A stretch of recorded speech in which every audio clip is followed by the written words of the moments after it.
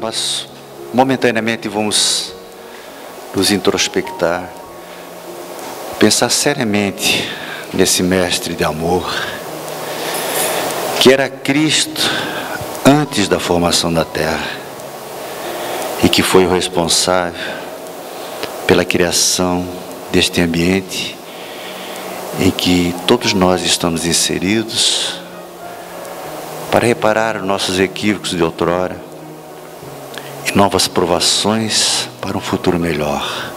Por isso nós te agradecemos, Pai da vida, pela oportunidade da reencarnação e pelo reencontro com todos os nossos amores e igualmente aqueles que necessitamos do reparo necessário.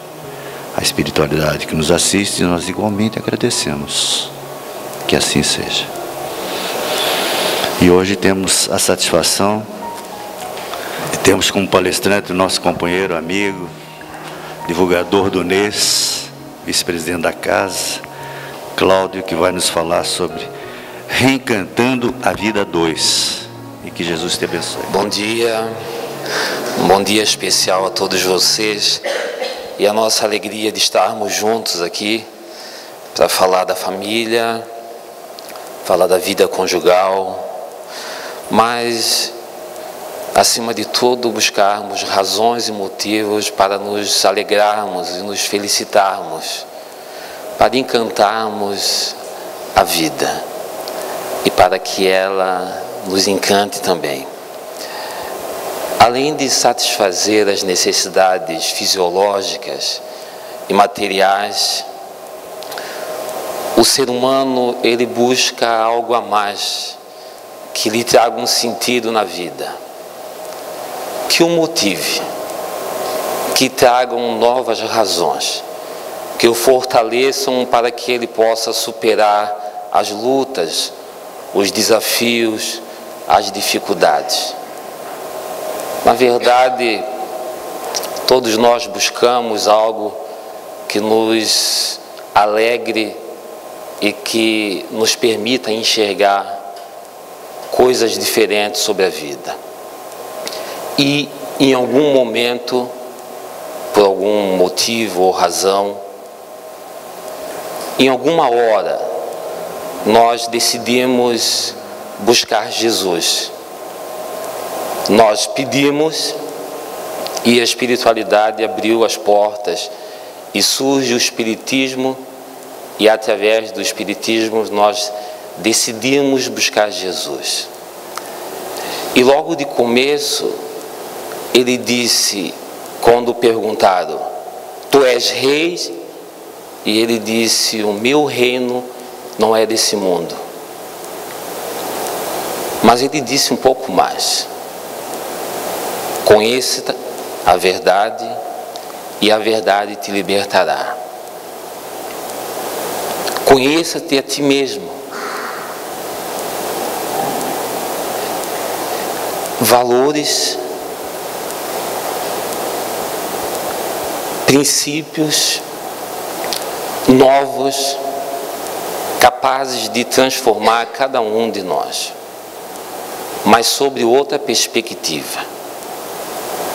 Porque Jesus não esperava que multidão os seguisse, mas ele esperava que os seus ensinamentos pudessem transformar o coração e purificar o espírito de cada um.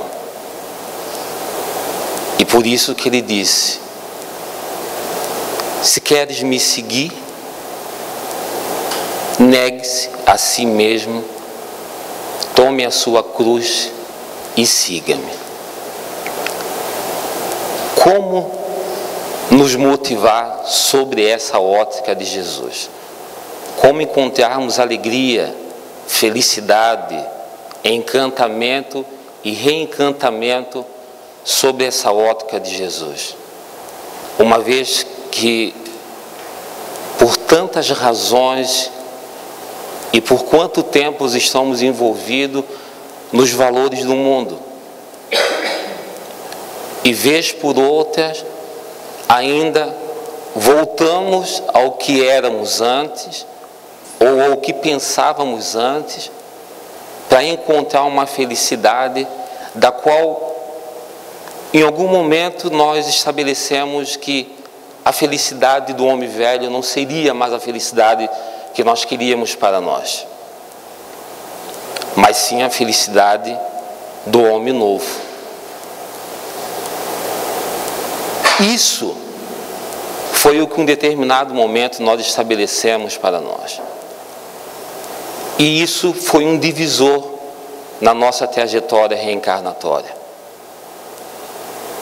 Mas esse querer, que muitas vezes é oprimido e oculto pelos desafios do dia a dia, pelas lutas, é o que nós precisamos trazer a cada momento, a fim de que a nossa alegria, o nosso encantamento seja por esse algo novo. Queres seguir? Negue-se a si mesmo. Tome a sua cruz.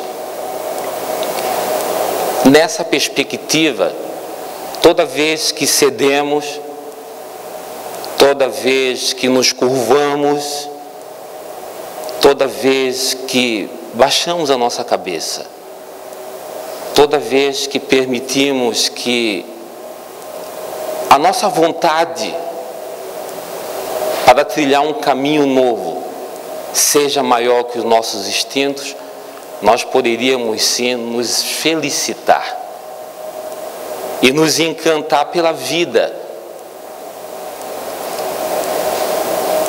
nos encantar por estarmos seguindo Jesus.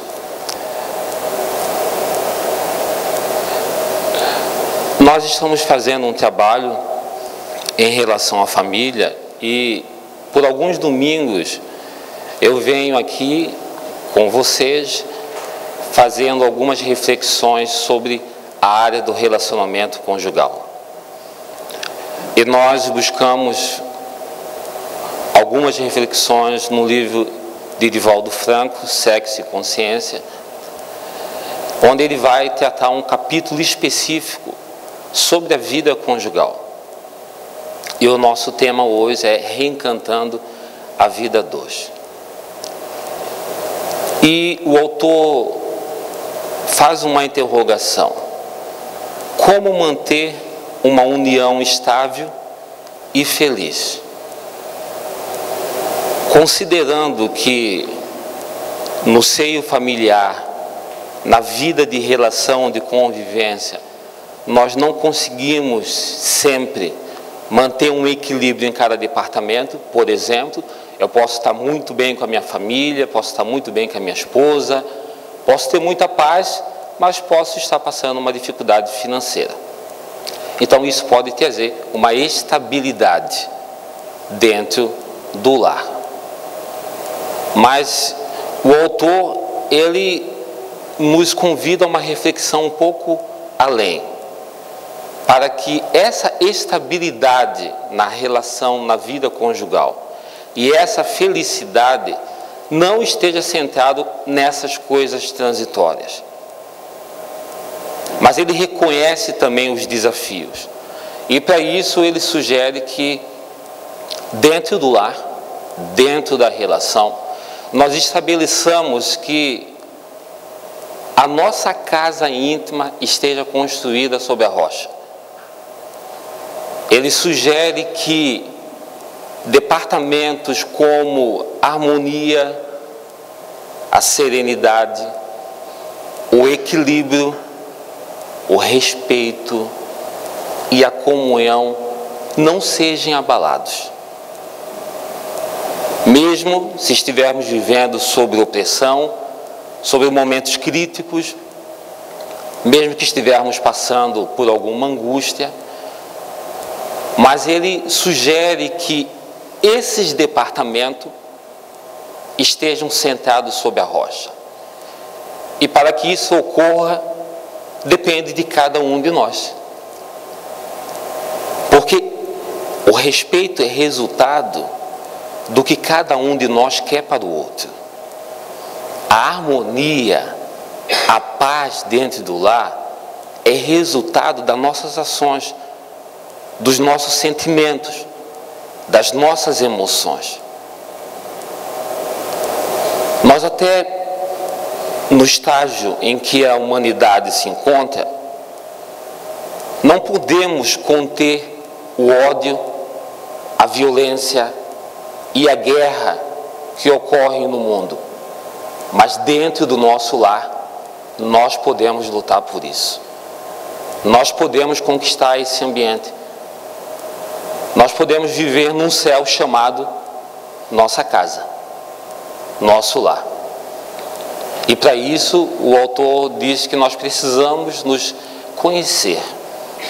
É preciso conhecer, porque quando nós nos conhecemos, nós começamos a cuidar das nossas atitudes e dos nossos comportamentos, que vão refletir de forma direta sobre essas áreas. Então, é possível sim nós mantermos uma união estável e feliz.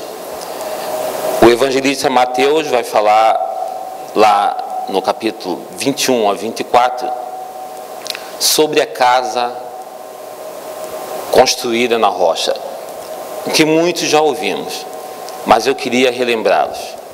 E então Jesus disse: muitos virão até mim dizendo, Senhor, Senhor, mas eu os perguntarei, fizestes a vontade do meu Pai que está no céu? Porque aquele homem que ouve as minhas palavras e as coloca em prática é considerado um homem prudente, sábio, que erigiu, que construiu a sua casa sobre a rocha. E veio o vento, veio a tempestade, veio a chuva e nada aconteceu. Mas aquele homem que ouve as minhas palavras e não as pratica é considerado um homem insensato, que construiu a sua casa sobre a areia. Estruturas frágeis. E veio o vento, a chuva e a tempestade e a destruiu.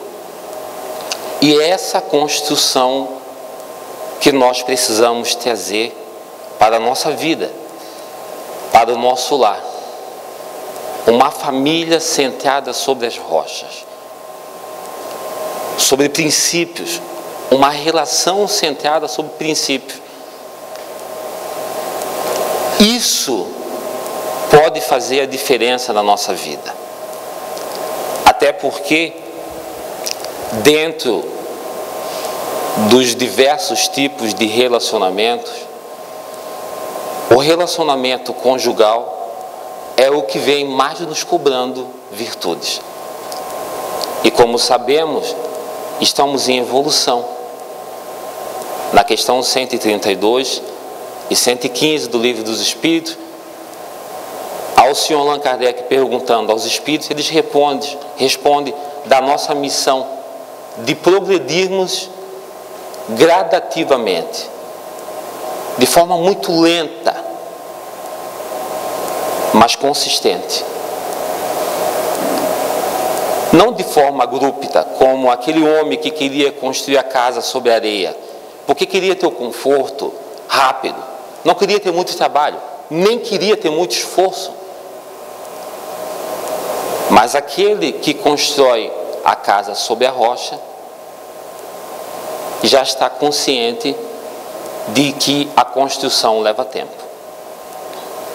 Então, se queremos sentir e verificar na nossa relação conjugal paz, harmonia e nos encantarmos, nós precisamos esperar o tempo certo. Isso não ocorre no começo, onde estamos envolvidos pelo sentimento ainda do namoro, da paixão. Isso não acontece logo no começo, enquanto estamos lutando, brigando por espaço, porque prevaleçam nossos desejos, as nossas vontades. Isso também não acontece no começo, quando os instintos sexuais estão aflorados e muitas vezes são motivos de discussão, de brigas, de descontentamento. Isso também não acontece no começo, quando estamos cercados de desafios, seja pela educação do filho, seja pela construção da vida financeira, seja por se restabelecer. Mas isso acontece quando nós navegamos, passamos a maré alta, a tempestade e encontramos a maturidade do relacionamento. A sabedoria começa a prevalecer sobre o nosso relacionamento. Porque todos nós nascemos para progredir. Esse é um princípio. E ninguém se propôs a casar para ser infeliz.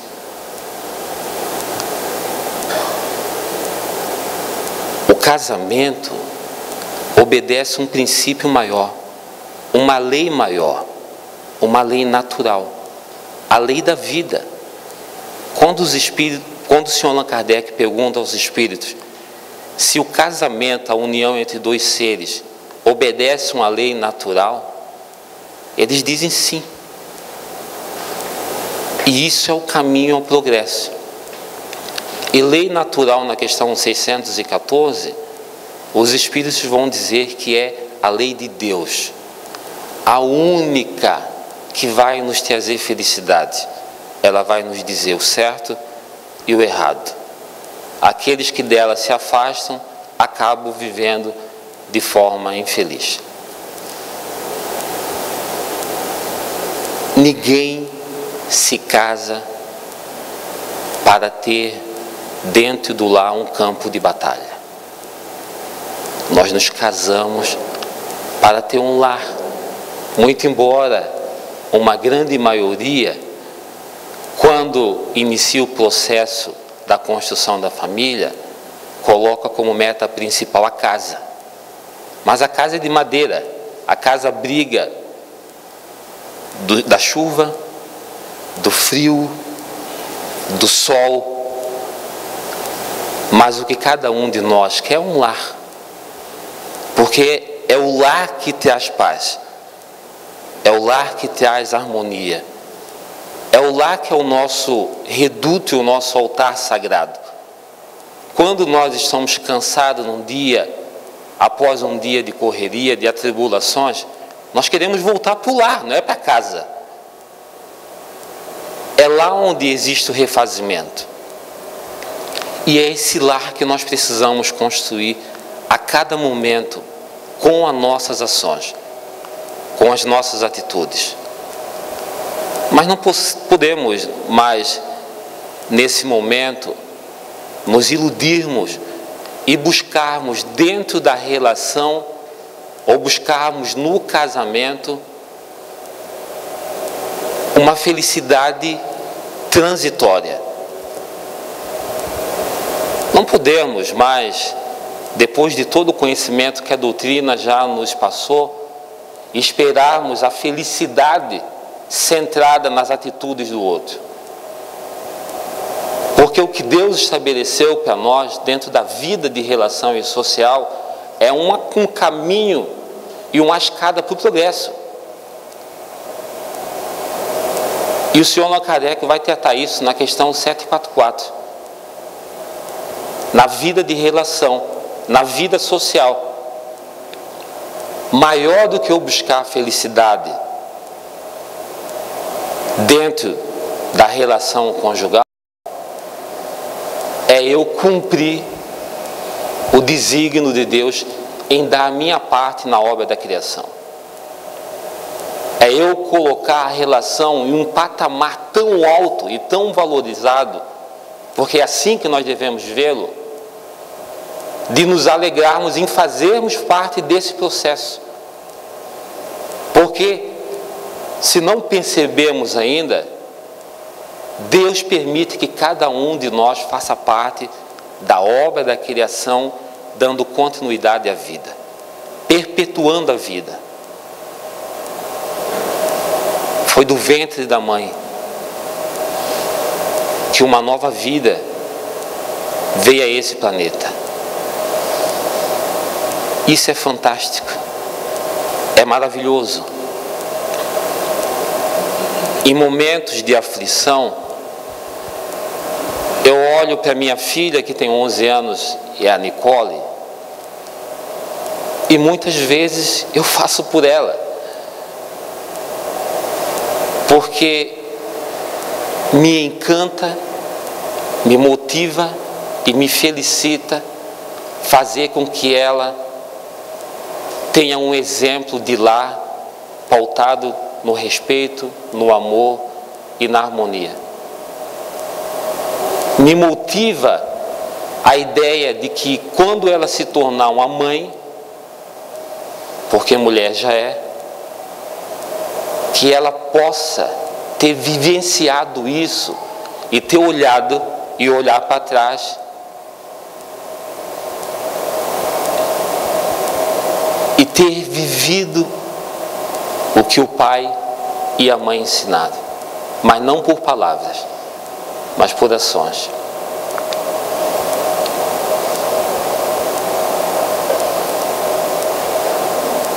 Eu já falei algumas vezes sobre o fantasma, porque tem alguns sonhos que às vezes é para ser encantado e acaba virando terror.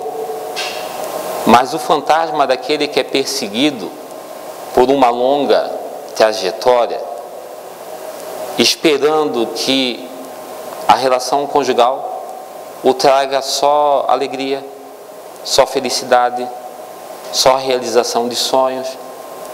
Tudo é trabalho. O princípio da vida é trabalho. O princípio da vida é amor e trabalho. E tudo é trabalho.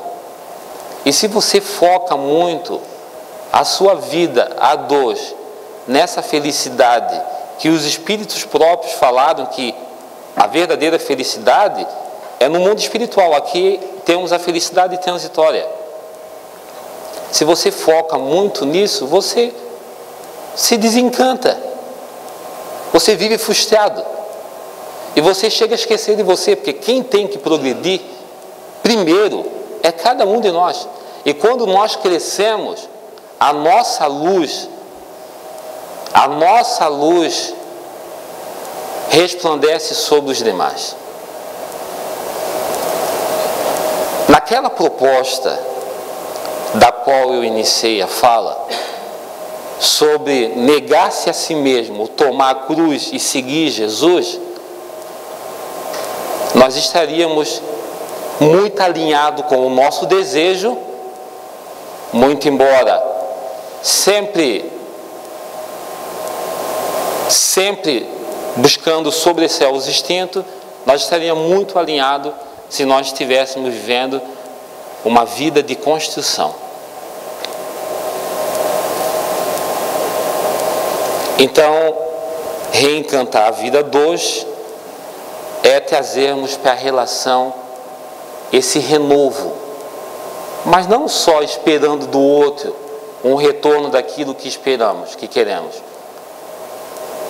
mas vendo na relação essa perspectiva de ajudar e de ser ajudado, de construir. Se transformarmos o nosso lar num campo de batalha, porque muitos não percebem e depois de um certo tempo acabam estabelecendo isso para a relação, brigas, intrigas, provocações, ofensas, e traz à memória a falha, o equívoco de um ou de outro, de 10, 15, 20 anos atrás.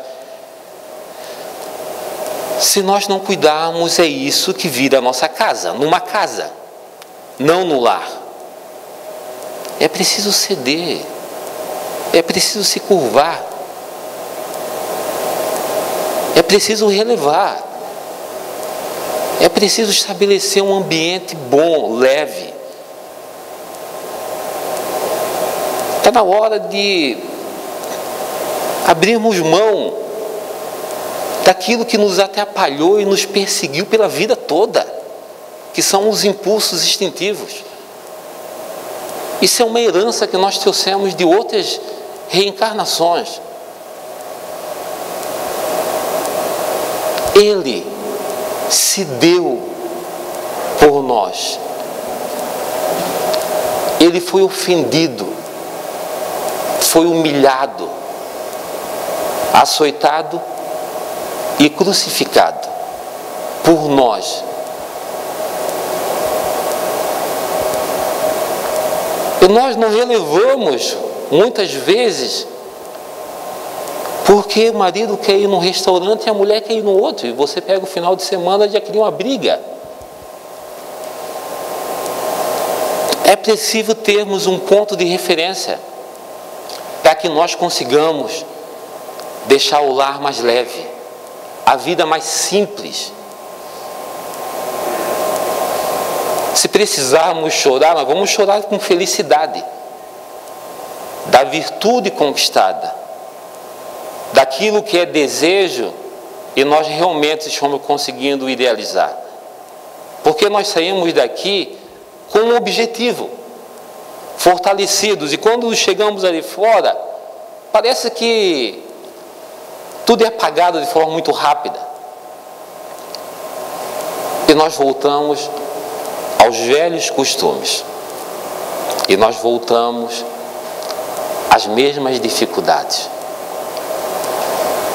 Divaldo fala que alguns casais, de forma equivocada, buscam o encantamento da vida por novos atrativos na área sexual. Mas não é isso que traz felicidade. Não é isso que traz o encantamento. Não é isso que traz o desejo contínuo de viver. Porque nós precisamos de algo maior. Nós precisamos de algo maior. Nós precisamos de algo que nos leve a um tal patamar do qual Deus espera que cada um chegue. Nós precisamos buscar essa sensibilidade de percepção nas coisas. E o lar, sim, é um desafio. A relação é um desafio, porque você vem na escola e você aprende. E quando chega em casa, você vai praticar. E se você lembra e estudou direitinho, você vai ter uma boa nota no seu teste.